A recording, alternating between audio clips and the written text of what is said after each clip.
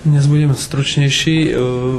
Zápas sa rozhoduje láme v 16-kách a dneska bola Dukla efektívna. My, čo sme si aj vypracovali možnosti a príležitosti, tak sme nedali a výsledok je dosť ťažký pre nás. Tretí gól sme dostali už keď sme hrali vlastne va-bank v poslednej minúte. Ja snahu uprieť nemôžem chalanom,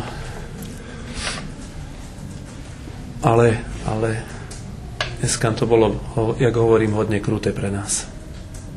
Ja myslím, že vyhrali sme zaslúžene, dali sme 3 pekné góly po pekných akciách.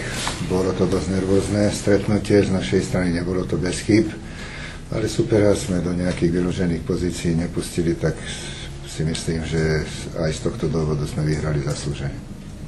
Ďakujem veľmi pekne. Priestor pre vaše otázky? Pán Krch, v tomto zápase v podstate čo bolo také rozhodujúce? Tam boli aj dosť zmeny zostava, ako bývalí diváci zvykom? Tak zmeny boli nútené, hej, preto samozrejme niektoré nie, niektoré áno, ale tie zmeny moc nepriniesli. Si myslím, že sme schopní ako s tým širším kádrom uhrať lepšie, ale ja neviem, na koho myslíte, čo sa týka týchto dvoch hráčov z juniorky, ktorí prišli ako Bruško a Kulík, tak tých netreba predstavovať, sú to skúsení hráči, ktorí vedia čo. A keby Bruško dlhšie čas trénoval, tak určite by bol ako platným hráčom aj v Ámustve, lebo je to jeden z dobrých futbalistov. Zatiaľ je dosť dlho bez futbalu, takže tá kondičná stránka mi ho neumožňuje hrať 90 minút a byť na ihrisku. A keď sa v tomto smere zlepší, tak si myslím, že bude platný. Uškovič hral už trošku tak vysunutý vpredu a zrejme tá spolupráca s tým Ďurišom predsa len je lepšia, ako keď hrá Uškovič v strede zálohy, tak trošku sa či je?